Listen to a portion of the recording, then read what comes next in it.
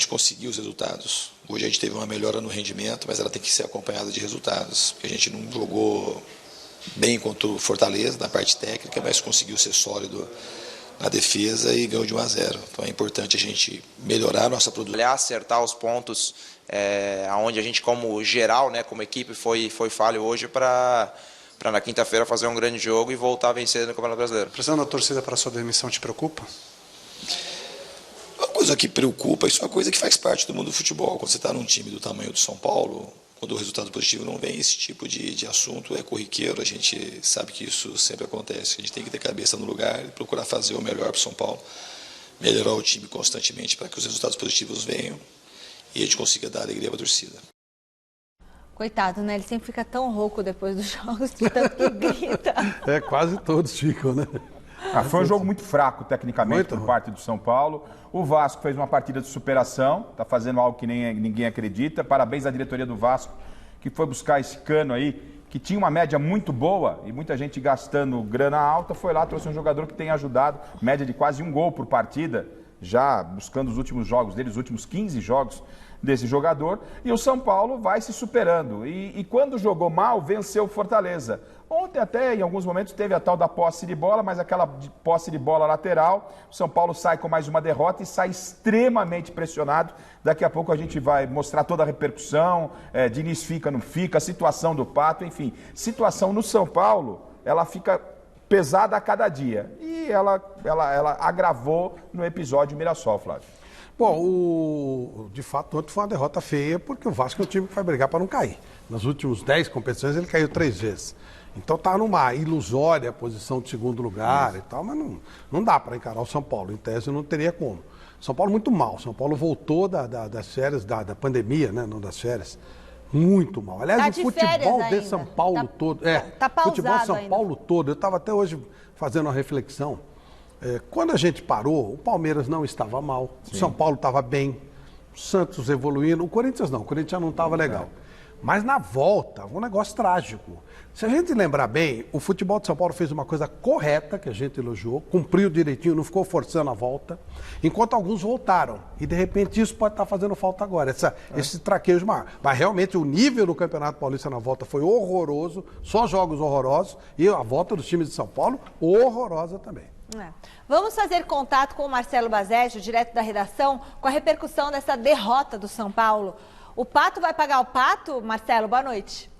Boa noite, Michele, a todos os amigos que acompanham o Gazeta Esportiva. Hoje a gente fala diretamente da redação aqui do esporte da TV Gazeta. Pois é, o Alexandre Pato realmente vem irritando a comissão técnica do São Paulo. O técnico Fernando Diniz não tem mais paciência com o Pato e, inclusive, a informação que eu apurei agora à tarde é de que enquanto Fernando Diniz estiver no comando do São Paulo, Alexandre Pato dificilmente vai jogar.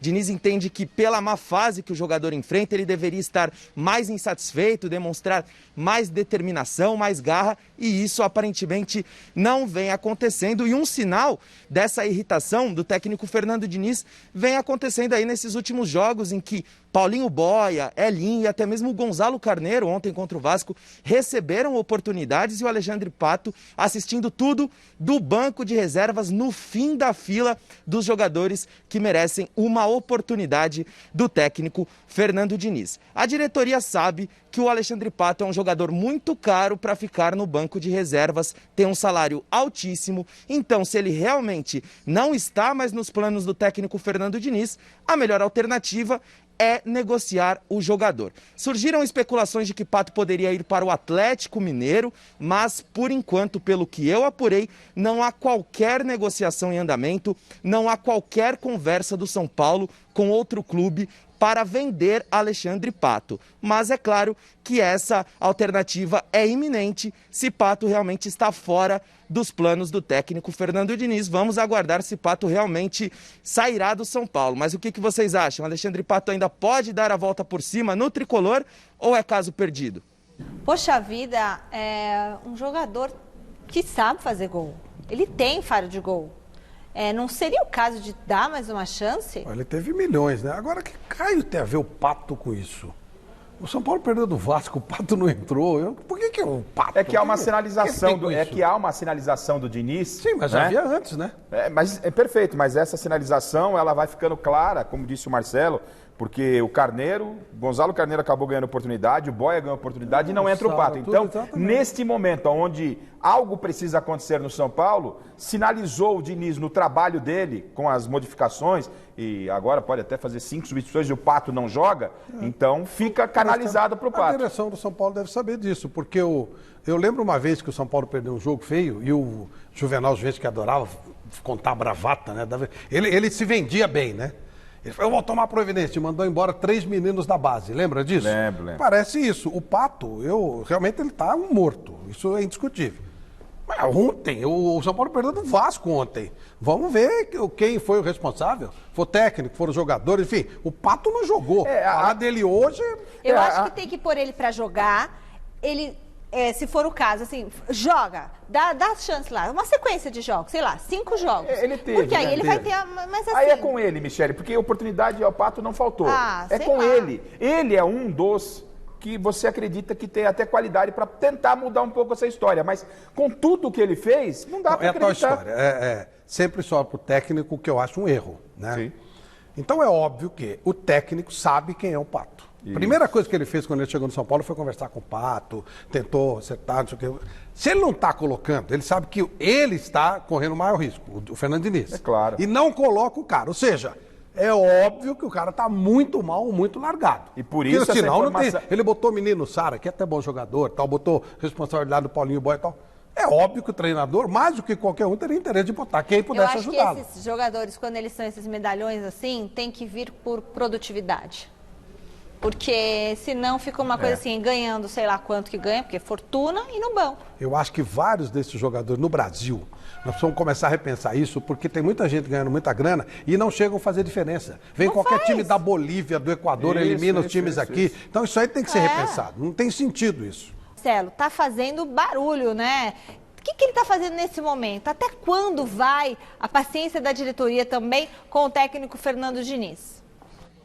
Pois é, Michele, para não dizer que a paciência da torcida já chegou ao fim, no mínimo ela está acabando. Ontem, na chegada da delegação do São Paulo à capital paulista, após a derrota para o Vasco, teve protesto da torcida, mas a diretoria do São Paulo, liderada pelo Raí, um dos maiores ídolos do clube, garante a permanência do técnico Fernando Diniz. O Raí entende que há um bom desempenho, o São Paulo está jogando um bom futebol, apesar da falta de resultados, que é o principal, né? Vamos conferir o que o Raí comentou sobre isso. O São Paulo vinha bem antes da pandemia, numa crescente. Na volta não conseguimos ainda impor o nosso jogo. Recebemos um golpe duríssimo na eliminação contra o Mirassol. E agora no Campeonato Brasileiro nós temos que transformar todo esse volume que teve hoje, que foi muito mais parecido com o que a gente tinha antes da pandemia, em resultado.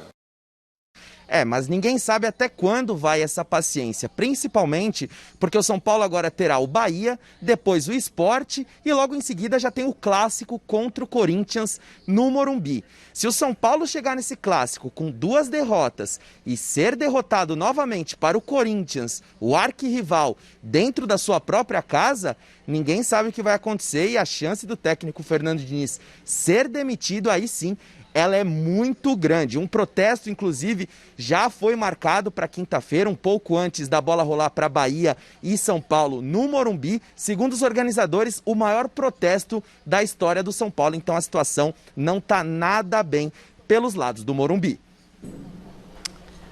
Pois é, e a gente não vai mostrar imagens do protesto, aquela confusão? Como não chegaram? A gente mandou cedo no grupo. Como não chegaram? Bom, enfim, teve várias imagens que a gente tem aqui, que a gente mandou, que o Flávio Prado, inclusive, mandou ontem, acabou a mesa redonda, ele já recebeu. Grupo de torcedores, um grupo lá esteve lá no aeroporto, pressionando, né?